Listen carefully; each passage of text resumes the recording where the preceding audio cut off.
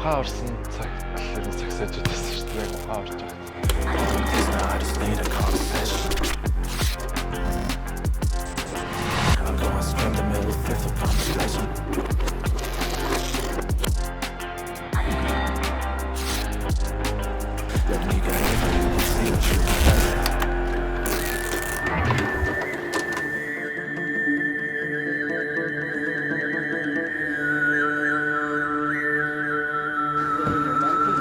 Ингээд Монголын нэг үеийн од байсан Шарв Жом захын маань хүү манай энэ бидний оршин байгаа энэ мужийн тэгээ бидний бүр сууж байгаа хотоос ойрхон энэ хотод тоглож байгаад бид нар маш их бахархаж байна. Тэгээ бид манай энд байгаа цөөхөн монголчууд маань ингээд ер нь бол ингээд бараг өнөөдөр бид хэд тоглолтыг үзэж байгаа юм. Нэлээд тоглолтыг үзэж байна. Бид нар далбаагаа барайл Монгол хувцас өмсөөл. Тэгээ аль болох хамаг байдгаар л бидээ дэмжиж байна. Тэгээд манай чиг цөөхөн монголчууд бий. Тэгээд эртнээс бараг пледэн захиалаад ер нь нэг дор суудлалт айгүй хэцүү. Тийм бид нар нөгөө машин тавьдаг юуг нь аваагүй учраас пледэн аваагүй учраас энэ зогсоод юунд явчихсан л автобусанда суугаад бараг тэр намар юм байлээ. Манай толгойчод бол дэдлийн юуд ярианад бол их гоё мандж байна. Тэрнээс хойш бол монголчууд гэж мэдж байна. Энэ бол үнэхээр тий ахмаа. Тийм ч одоо яг энэ ч яг ирээд үзээд ингээд огшоод гарна гэдэг бол бас их гоё шүү тий. Дөлгөөнөө байна, ганаа байна тий. Та нар бас юу яасан баг. Тэгэхээр чи одоо бол яг хамгийн гол нь ингээд яг энд монголчууд ч одоо бас нэг хамгийн юм тий хүч гайхаад байгаа юм чи манай нэг юм өндөр нөө маркетрийг ороод хүүш энэ монгол хүн юм уу ийм өндөр байд юм. Тэнгүүд шарва явж байгаа. Дээрээс нөгөө гаан ярд нь явж байгаа. Дөлгөөнөө идэрч онгоч. Дэхвэс өндөр хүмүүс явахаар тий. Тэгэхээр чи яг энэ газар одоо ингээд бөөнөр яг ингээд 3-3 тийм сайхан шижгэлсэн залуу байна гэж бас биднийг бас ингээд Монголоо нэг талаас таниулах нөгөө талаар бидний бас айгүй их ирч хүч урам зориг өгч явах нь одоо залуучууд бол үнэхээр сайхан болж тийм ээ.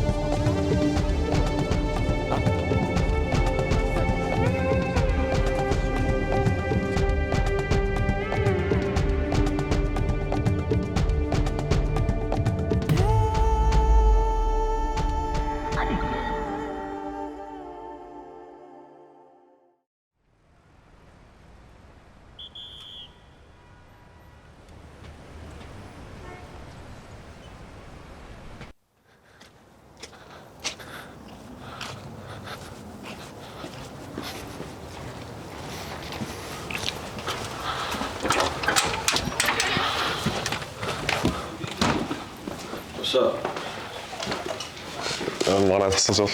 Huh? Hello, coach. How you doing, man? They're slow moving. They don't wake up like most people do, but you know, they're everybody in the house still asleep. манай галтгоо тэр хүүхд олоо ямарчсан нэг юм жижиг шүүгээ ингээд аваад тэр өөр юмнууд хийгээд байдаг. Тэгээд нөө өссөн үедээ хэрэглээ тэгээд байж олоо. Тэгээд ямарчсан нэг 7 хоногт нэг удаа тэр бөөндөө ингээд хариуцаад сэвэрлэх. Тэгээд ямарчсан айнуудаа л өөр өрсөө тэгэл оолгоол. Эцэг юу биллард тэр өссөн. Тэгээд жишгээс хаа энэний тооц бол. Би бол нэг 10 сарын сүүлээр ирсэн. Гэтэ багаараа 8 сараас эхлээд яг энэний байрлал бэлэлээ гэдэг. Тоглолтын бичлэг дээр үзээд ярилцахаар ер нь хвслийн цоглортой. Бас нэг 4 сар солонгос яваад 2 сар болсон болоо. Бас гай багш. Яваад идсэн болоо. Нөө ихэнх нь гадаадаас ирсэн. 5 6 2 нь 3 Шинэ Зеландаас 2 нь Австралиас ирсэн. Нэг нь би Монголоос. Man, he made me look like a baby, you know. So I mean, I'm 6'8", so I'm tall, but you know, they said, you know, Ghana's here, and when I went met him, they was like, okay, he's 6'10". I'm like, okay, thinking, you know, 6'10" or whatever. When I look at him, like, Man, I know 16, about 7 foot. When I first met Ghana, I didn't believe he. I'll be honest. Before I even met him, they told us we had a 7-foot kid coming from Mongolia. And then he got out of the car, and it was like he got out and he was at car level, and then he just kept going up and up and up. And I was like, okay. It was hard for me to believe that he was actually 15 just because of how big of a kid he was. But the first time he smiled, he had the biggest smile. I could tell right there that he was still a kid at heart, no matter how big he was. So I think my first impression was just kind of like a gentle giant.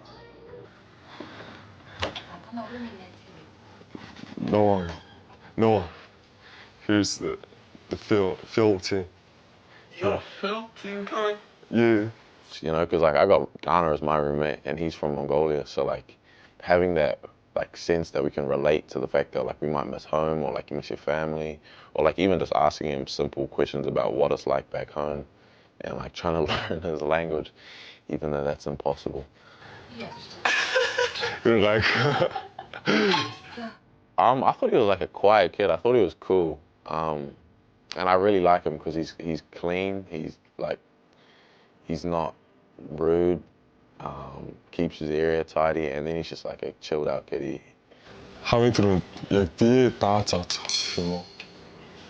Тэгээ ер нь тэгээд бие даагаад яг өөрийнхөө юмнуудыг өөрөө дандаа хийгээд өөрийнхөө бүх юмнуудыг өөрөө бүгдийг хийгээд тэгээд ер нь бие даа сурч байгаа. Тэгээд When I first got here, his English was noticeably like less developed, and then in the month I've been here, he just keeps taking massive strides, and it's funny watching him learn and pick up things from the team and from myself. But yeah, I honestly couldn't have asked for a better roommate. анх ирэхэд бол хэл бол одоо явах шиг сайн бол байгаа юм л дээ. Анх ирээд бас нэг тийм шууд ингээд яриад эхлэхээр бас үүнийг хараад ингээд бас нэг ярианыхаа юмаа нэг тийм аюу нэг тийм точил зэртэй зан залхуу гэх юм. Тэгээд тэднийг бас ойлгох жоох хэцүү байсан л байна.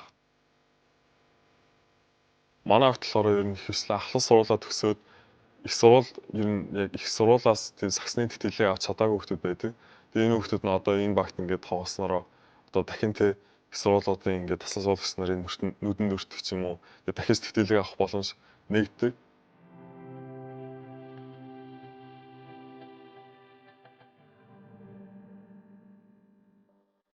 I'm Chris Wright, 10-year basketball player, professional basketball player, retired, CEO, founder, owner of Flight Academy. My name is Terrell Yancey. I'm an assistant coach here at Flight Basketball. My name is Juwan Staten. We're in Dayton, Ohio, and I coach Flight Academy Prep.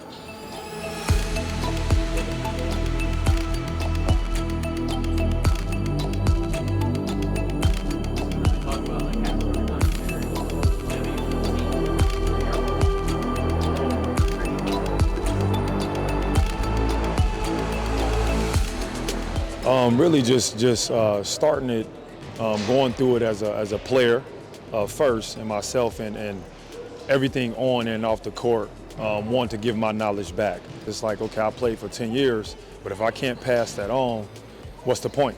You know what I mean? So being able to pass my knowledge on and bring my experiences, you know, to the younger level as they move up in the ranks was important to me. And the purpose of this team, it was created for post-grad, which is kids that have graduated high school, that are 1 year removed from high school. And this league is, well, this organization is put together to give these kids a better chance to get seen by college coaches in order to get a scholarship to go play at the next level. It's to pretty much just get everyone that's on this team in college, whether that be NAIA, a JUCO school, Division I, all the way down to Division III. Our goal is to get anybody and everybody that's a part of this team onto the next level. Yeah, right now we have, I think we have 11 on our roster, just off the top of my head, and we have 6 guys from, 6 international guys. We got Ghana from Mongolia. I mean, Australians are weird people. I don't know if you knew this. I'm not wrong. I'm Zach McKenzie. I'm from New Zealand. I'm Ronald Smith, 6'2" point guard. My name is Franco McGock. I'm from Melbourne, Australia. I'm the little brother. I'm Noah McKenzie, also from New Zealand, obviously. My name is Kai Bloom. I'm from Sunshine Coast, Australia. and we're currently playing at Flight Academy Prep in Dayton, Ohio. Сайн мэдсэн үү? Намайг Солонгоо огт гаарч нэгдэг. Би 2007 оны 4 сарын 7-нд төрсөн. Тэгээд тийм хөхтэй наа.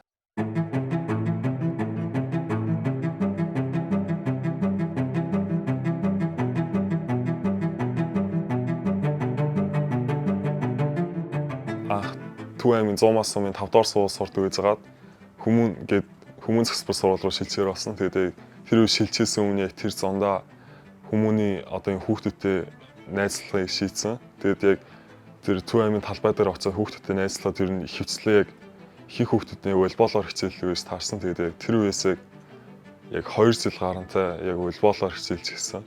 Волейболын улсын ороод бэлдээд бэлтгэл хийж агаад тэгээд 10 сарын сүүлээр халвины үед ордноос ингээ гараад ирсэн нэг оюун бэлтгэе манай сагсны багш байдаг. Наваа нэг ганц өдөр тэнцээнд ороод өгөөцөө гэдгийгсэн аахгүй.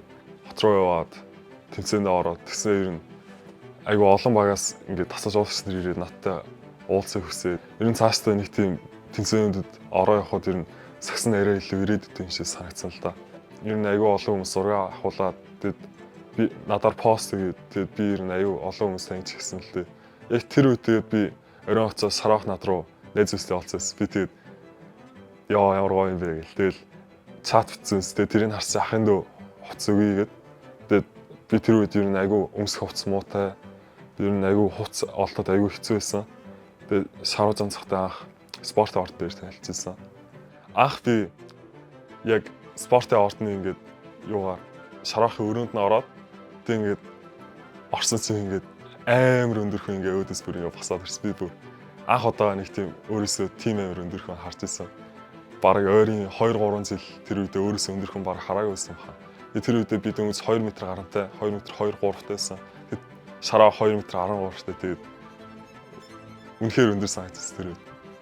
4 сар хүртэл Төв аймагтаа бэлтгэлээ хийж байгаа. 4 сараас нэг 2 сар Солонгос яваад тэнцээ бэлтгэл хийсэн. Тэгээд 4 сараас 6 сард Монголд очиод тэгээд 6 сараас 10 сарын сүүл хүртэл шаруу занцахын байрлаад энэ өдөр болгон спортын ортон дээр бүх хатын тамир агчтай бэлгэлээ гээд Ганагийн хувьд бас их азтай юу ч одоо мэдгүй байх шахуу ирсэн учраас бүх юмыг шинээр яг энэ зөв суураараа сураа явж байгаа. Дээрээс нь хамгийн анхны одоо тэр яг суур гэдэг шийдэлт залалт тэр юмыг маш сайн хүн тавьсан. Тамираа тавьж өгсөн. Тийм учраас мань хүн их азтай. Зөв сурцсан одоо өөрийнх нь бие вэж юм. Дээрээс нь манай хүн айгүй сайн сэрэг. Тийм учраас сайн тамирчин болно, сайн сагсчин болно гэдэгт бол итгэлтэй байгаа. Yeah, I think when he got here, the game speed was a little fast for him. Энэ хүмүүс надаас бас хамаагүй илүү туршлагатай байгаа болохоор энэ яг тийм хамаагүй илүү хурдан хугацаанд илүү сайн сайжрах тийм боломжтой гэж харж байгаа л та би. He's 15, he's away from home, he's done a really hard thing. So like, there's times where his age, it's hard being 15 in a team environment where the guys are 3, 4, 5 years older than you. So I think he's doing a great job balancing that, and it's just staying present, you know, and that's huge props to him as a 15-year-old.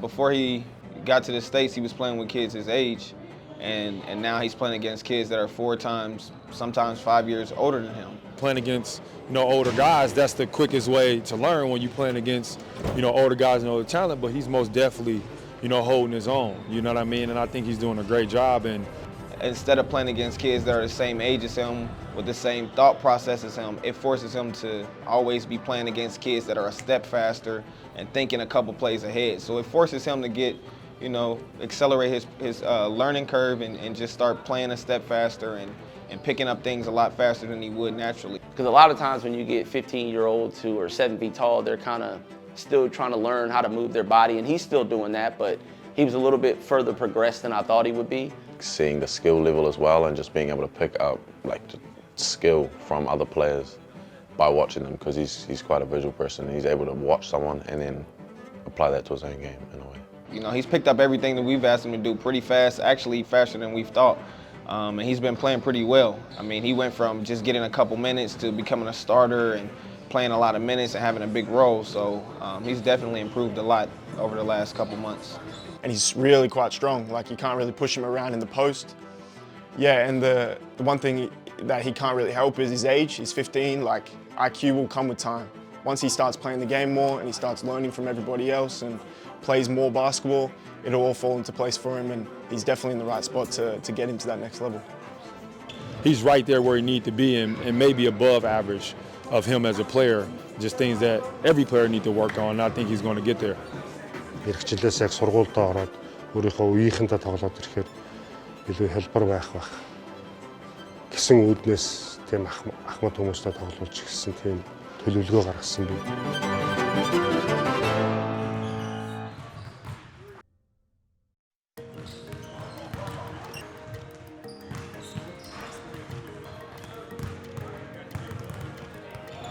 Well, it's not too difficult for me to coach international kids because I play professionally overseas. So I spent 7 or 8 years overseas just playing in different countries and learning different cultures and playing with different players, different language barriers. So that was something I had to get used to as a player. So that makes that transition a little easier for me as a coach. Yeah, I mean, we love getting international kids on our team, mainly because they play hard. You know what I mean? They always play hard. They bring their best game because they know what it's like to not be able to be recruited on that level. It's hard for United States colleges to get out to other places around the country. So anytime we can get them in here and be a part of a prep team where we can present them to other colleges, that's something we love to do. I think that the international players are taught the game from an IQ standpoint younger than the players in the United States. So I think that they pay attention to the details a little more than we do over here.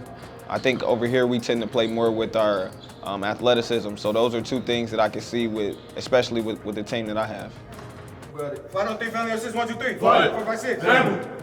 Hey, 4 minutes, let's go. Pace is a little bit quicker. Obviously the coaches here are trying to prepare us for the college game here, so the way we have to think the game and play the game is a little bit different, obviously. They're more like athletic, Australian players, they just play with more IQ and try like think the game through, while Americans they're just more skill and athletic, so that's what I reckon the main difference is. The mindset towards the game is a lot bigger minded than it is back home. Like at home it's kind of just in the moment now, how can you play as good as you can in that moment? Whereas here it's more like, how can you play now that's going to benefit you in the future? Yeah, from being in Australia to watching high school highlights of American kids, it's really exciting. It's a different game entirely. Everyone's super athletic, love the highlight plays and stuff, but the Australian game is a lot more fundamental. It's a lot more different. It's a lot like the European game. In order for us to help them get to the next level, we have to really show them what it really is. We can't sugarcoat, the work that has to be put in to get to that next level. So we understand that at a high level as professionals, so we try to make sure we put that in front of them every day.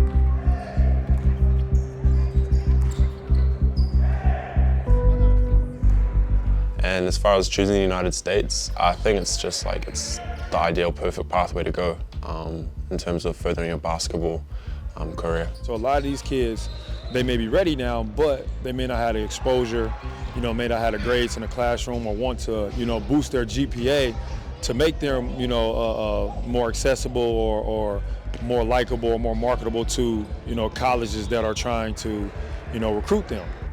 I've been over here since the end of November, so like a month and a half. Like my brother, basketball in America that's where you want to be if you want to go further. Since they're kind of fighting for their basketball careers, because like we said, they're not in high school anymore, so the only thing that they can do is play college or their career kind of ends. So that puts them in a situation where they're fighting for their career every day, which kind of makes them go harder and appreciate the game, because they're at a point where it can be taken from them. And also because we have a lot of international students who want to play over here in the States, it's important for them to be around the programs and things that they want to go to. So when they come over here, we'd like to get them out and noticed by other teams on the college level. My dream is to go Division I college. So like for us, we don't have colleges back in Australia. Well, we do. We have universities, but they're not really big on basketball. So right now, I just came to America to, you know, pursue my dream, playing Division I college, and hopefully go pro after that. They get to prep for college. A lot of the things that we're doing here at Flight Academy, they're going to experience in college. So in a way, when they do get to college, they'll kind of have already been a freshman, if that makes sense. They'll already have gone through that year and went through those hardships. So it should make college a little easier for them. Yeah, for me, it was really about getting a better opportunity to pursue my dreams, to go to the NBA one day. Playing Division I is just such a big thing for me, and it's always been my dream. So I knew if I came out here, it would be a much better opportunity for me. I'm looking to go play Division II JUCO, Division I basketball out of this year. And it means a lot, really, because I got a kid and like I got to work for what I want to get to.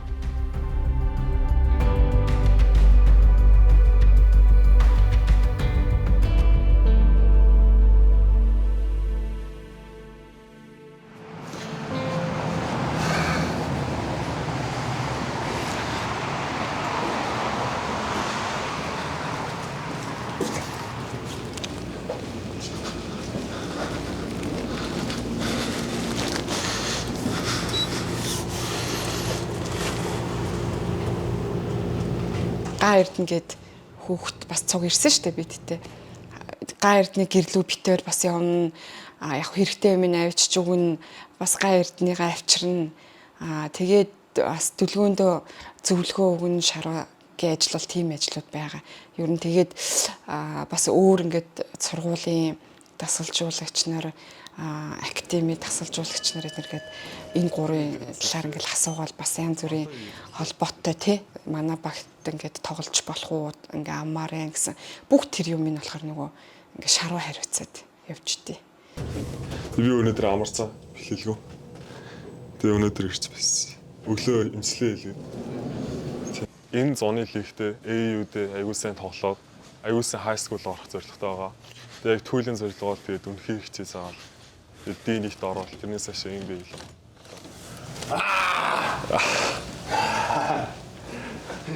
Зэ банттай ирсэн. Банттай ирсэн. Тийм. Тийм.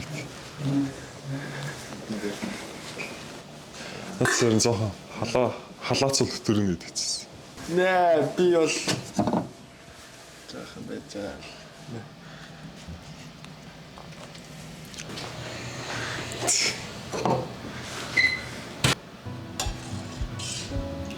Ер нь амархаараа ирсэн би. Өглөө 12-д хүлж цаад. Тэгээд тэнцэл 100 юм мэдэл. Дээд гэж. Юу. Яах вэ?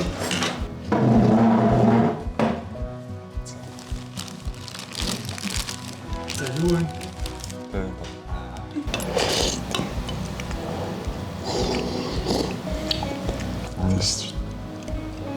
За одоо баг гэдэг шүү дээ. Тэгэхгүй болоос 200 хэдүүлээ 200 гэдэг маань 270 270 баг. Чи найз охин яасан? Байгаа шүү дээ. Яг байгаа юм. Монголдо хин гэдэг лээ. Юу найз охиных нэрийг хэлсэн. Чи хинээс ч та. Найз охинээс ч та. Тийм зүрэлдэж шүү дээ. Гооч шүү дээ. Хацад үлчихэн жижиг. Тоглож ирэлж байна. Тоглолт ер нь дайцгүй. Ер нь дайцгүй. Дайцгүй л үстэй. Дайцгүй. Юу л шүү дээ. Юу шүү дээ. Тэгээ одоо ер нь юу гэж бодож шүү дээ. Тийм. Одоо чи их төвчмөр сайжирмаар байна. Ер нь ямар нэг баяр болохоор тийм 6 юм уу 97 хоног ингээд амардаг багаараа. Тэгээ яг тэр хугацаанд би ер нь шаруу замсахын очоод тэр нь их яваад ах дөг ах ихтэй ер нь цагийг өнгөрүүлдэг. Хаяа дейтинг зааланд очиж шидэж мэдээ тоглолдог ч юм уу те. Чанс нь дүү юм шүү дээ. Мемон. Тийм.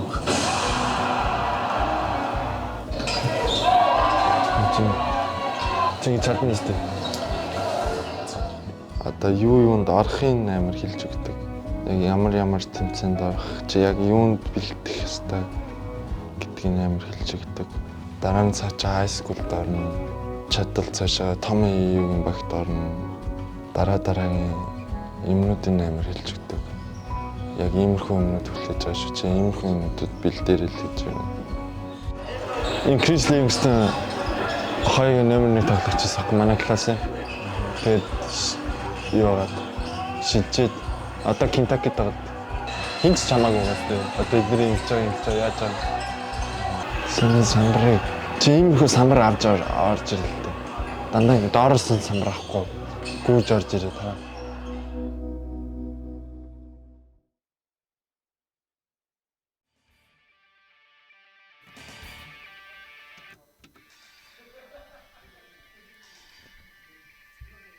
За үзэгчдээ өдрийн мэндийг хүргэе. Америкийн нэгдсэн улсын Орегон мужийн Портленд хотноо явагдсан дэлхийн баг, Америкийн баг буюу Америкийн болон дэлхийн ахлах сургуулиудын сагсан бөмбөгт байгаа хамгийн шилдэгүүд туран цугларсан Nike Hoop Summit тоглолтыг та бүхэнд хүрэхэд бэлэн болоод байна. За энэ тоглолт бол одоо цаашдын NBA дорох тоглогчдын одоо өөрчилсөн шалралт гэх юм уу да. Коллежийн өмнөх төвшний ахлах сургуулиудын одоо одуудын хоорондох тоглолт байгаа. Одоо сагсан бөмбөг бол ер нь хэд сүүлд одоо сүүлийн жилүүдэд бол нэг хүн нэг байлдаа биш, нэг хүн нэлээд хэдэн байлдаа тоглох тэр чадварыг шаарддаг болчиход байна шүү дээ. Нөгөө үнэтэй хөлсний одоо дасгалжуулагчид авч маш сайн ажиллах ёстой.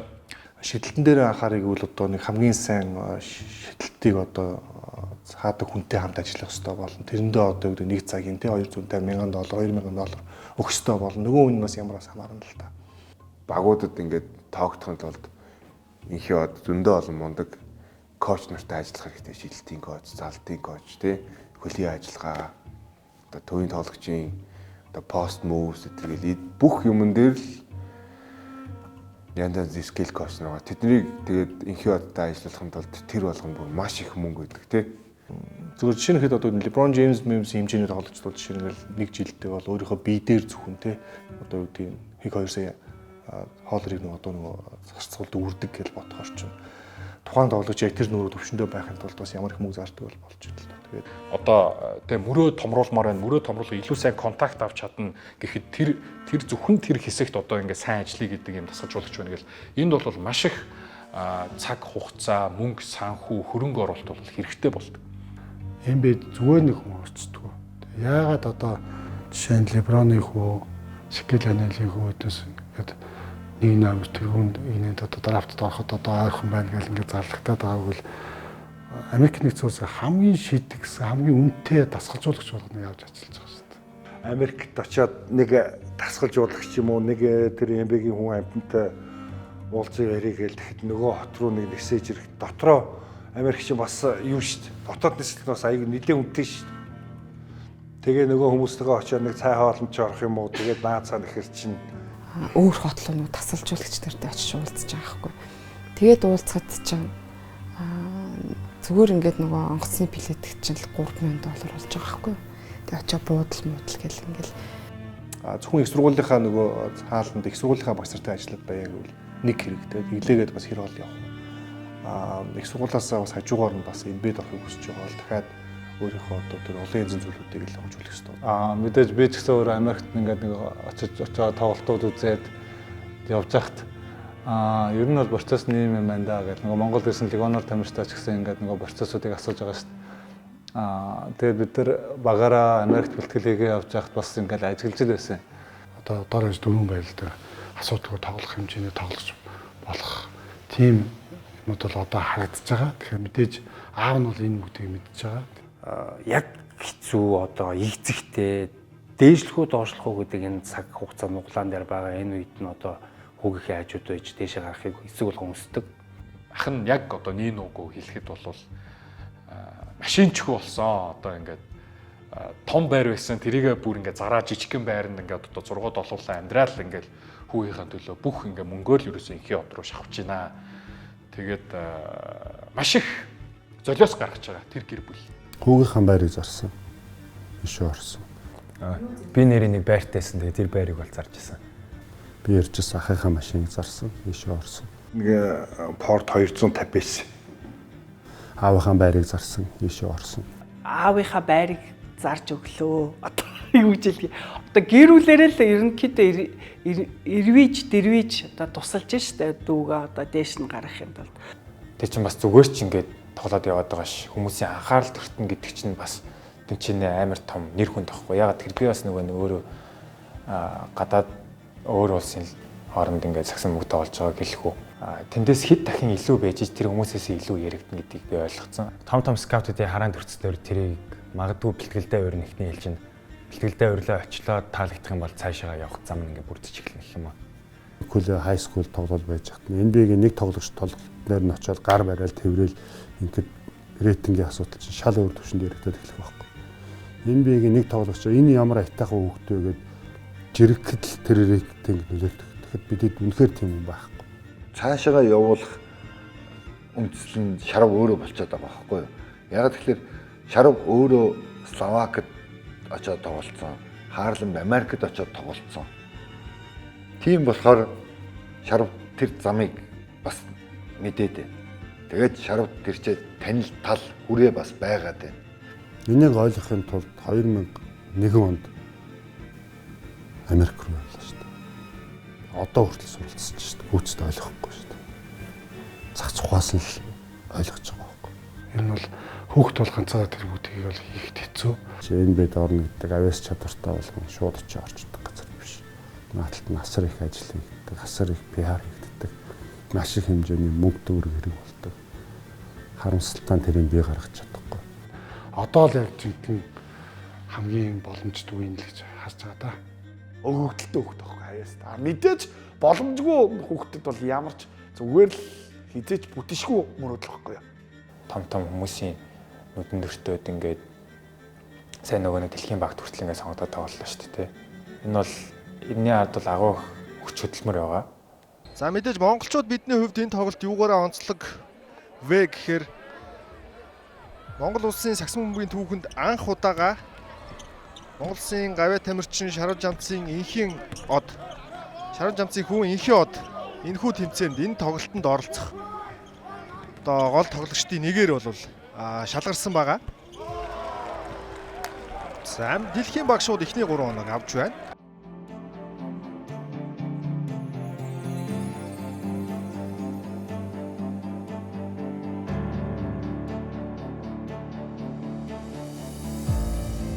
оны 1 сард яг бас Шарва Америкт очсон. Би тэд ингээд суужсэн инхүүлээ хичээлдээ явцсан. Шарва би мөнхүүлээ дуруу яг нэг гэртээ тэнчээ. Одоо инхүүлээ хичээл нь бэлтгэлийн тараа ирэх гэж байгаа да. Юм хэдүүлээ за хоол молоо гэл юм хийгээ явжсан аахгүй юу. Энд чинь шууд Шарвагийн утсан дуурал.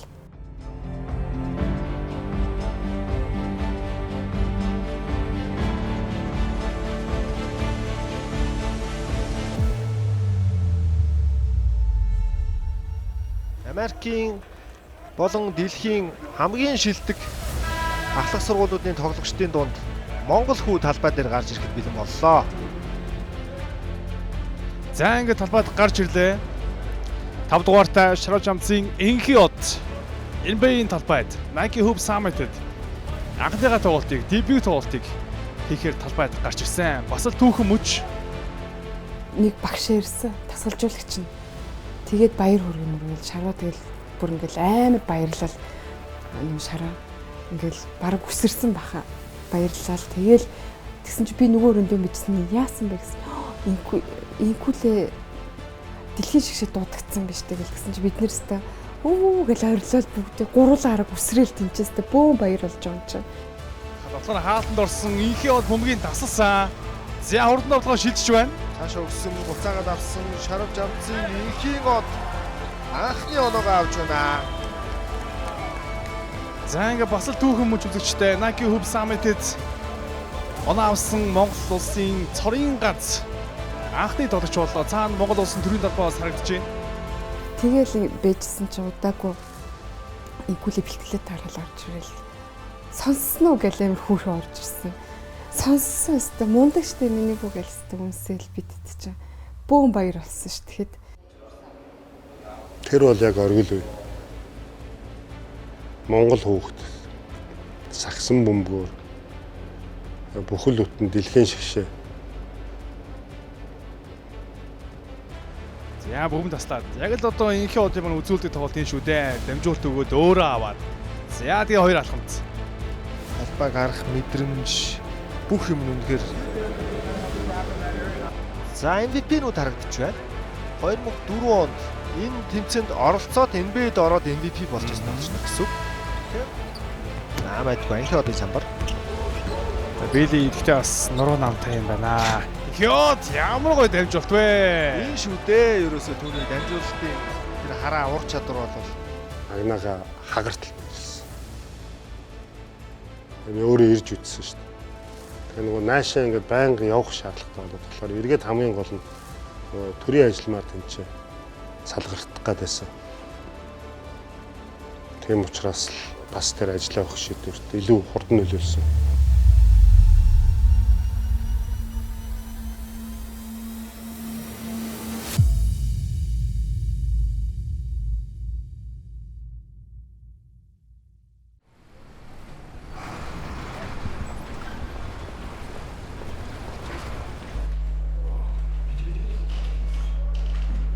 Жилтээ юм бол өчтөр харин игүүлээ ячаад аав нэг өмчний сургуулиар орё гэдэг.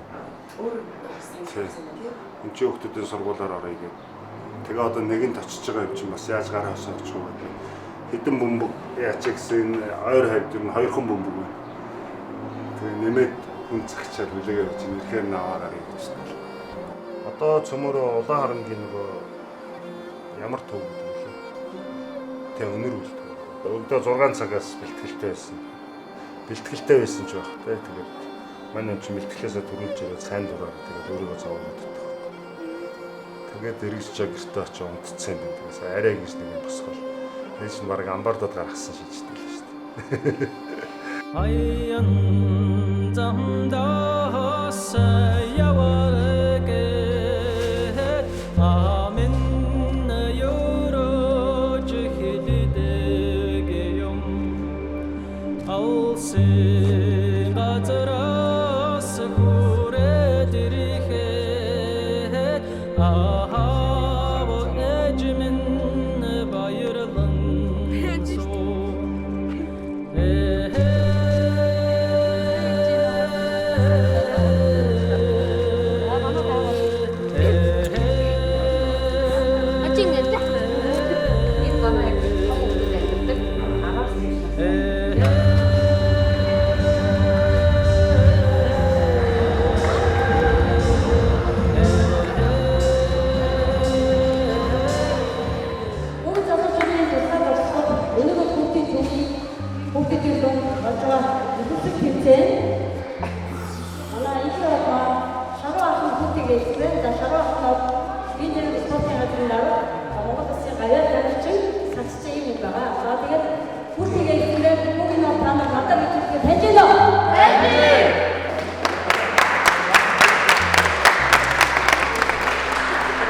өнөөдөр та бүхний тэмцээнд амжилт хүсгийн албан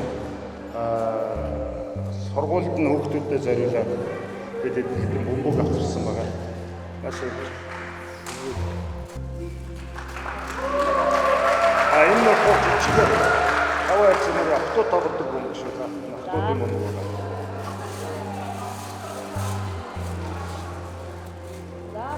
За тэгээд цэцэн мөнгөөр сайхан хичээлээд бүгдээрээ өндөр сайхан оруулах болоод дээрэс нь нэг хамт боломж ив нэгдэлтэй ийм хөвгүүд болж ирсээрээ гэж ахын өрөөж байна.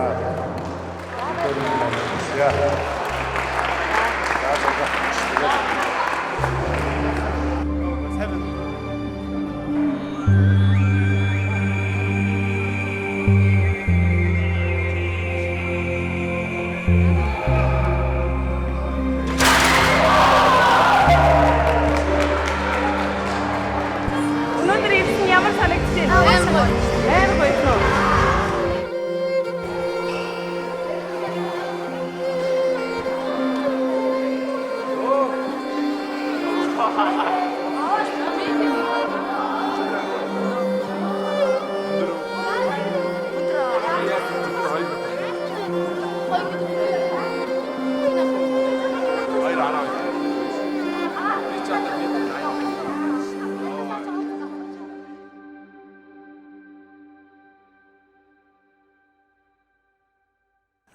Шарвагийн гэрт нь байгаа тэр 2 м 10 см хөвч нь 15 настай хөвж байгаа. 15 настай хөвг тийм өндөр байна гэдэг чинь. Тэрнийг одоо шарва бас л тэр хөвгийнхээ замаар явуулах бүрэн боломж байна. Тийм ч учраас гэртээ байлгаад одоо өөрөө бас онлынхын талаас нь зааж сургаад байж байгаа болов уу гэж би өөрөө боддгийн. Түүнд боломж байгаа. Тийм учраас л одоо жишээ нь чи авчирсан. Би бол бодож байгаа одоо энэ саксны тий хүүхдүүдэд ч гэсэн бас бид нар ч гэсэн жоохон ч гэсэн дэмжлэг болоо явдаг баг тий. Одоо өөрийнхөө хүүтэй адилхан л үздэг. Тэгээд зүтгүүлж байна. Бүтнэ гэж найдаж байгаа.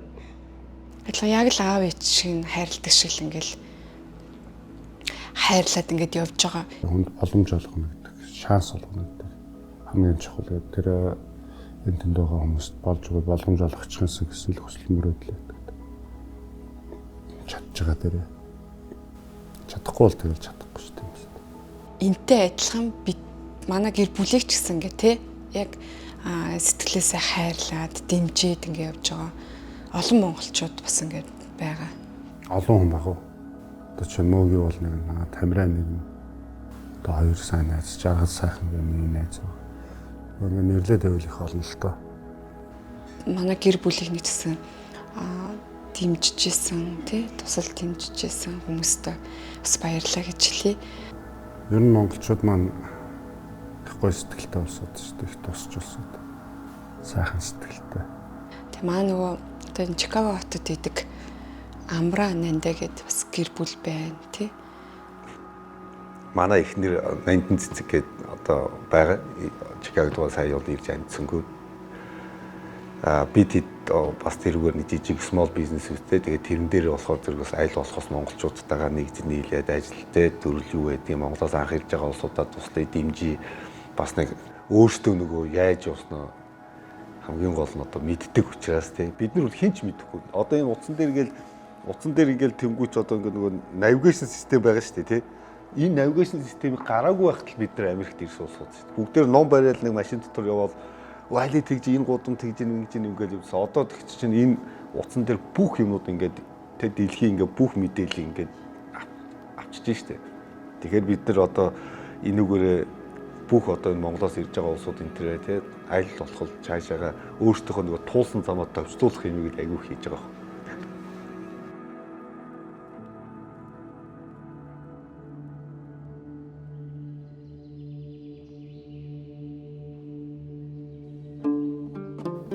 Тэр монголчуудын маань 2 өөрчтэй байглаа гэдээ одоо дэйтэнд байгаа.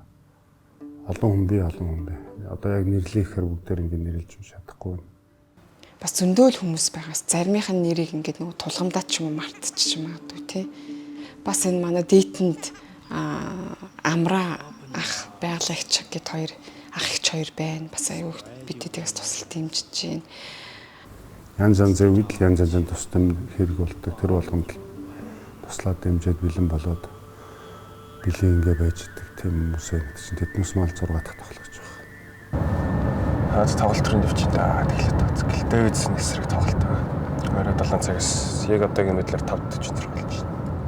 Ер нь тэгэл хүний туссыг бол айгу сайн санджил ингээд явж байгаа одоо ер нь тий. Ер нь бүгдэнд нь л тэгэл баярлалаа гэж хэлье. Томч мөрөөдөлтөө тий. Томч зориг тавиад ингээд явж байгаа.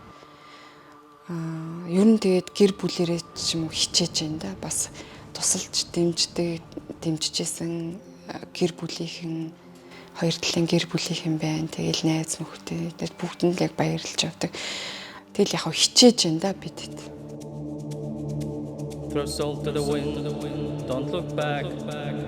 Chase the moon till running dry. You got no friend, you narrow the finger. Make a little friend, you're up in sky.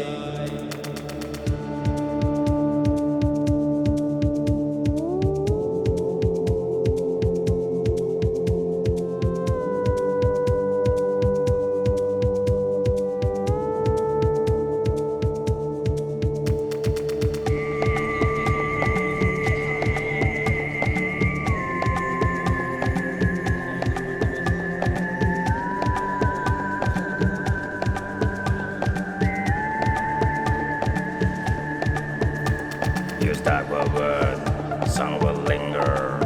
You start for an answer, don't ask why. You got no friend, narrows a finger. Make a little friend, you're up in the sky.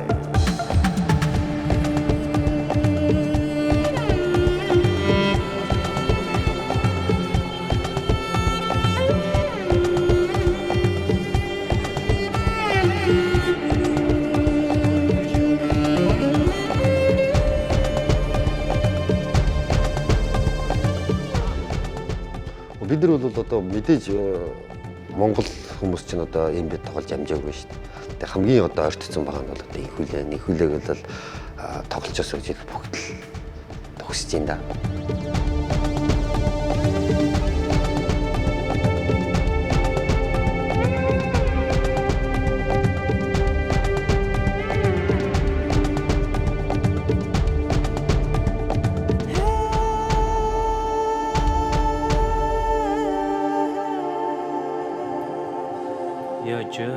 Монгол хүн инкүүлээ жишээлх юм бол дивишн те одоо ийм сургуульд scholarship одоо эн чинь түүх хийгээ явж шít манай инкүүл гэж. Тэгэхээр чи энэ сургуульд монгол хүүхд орчиж чинь болдгийм байна. Хүүхдүүд бас айгүй их спортоор явж байгаа нэг атлетик хүүхдүүдэд айгүй их уран зориг өгч байгаа хөөхгүй.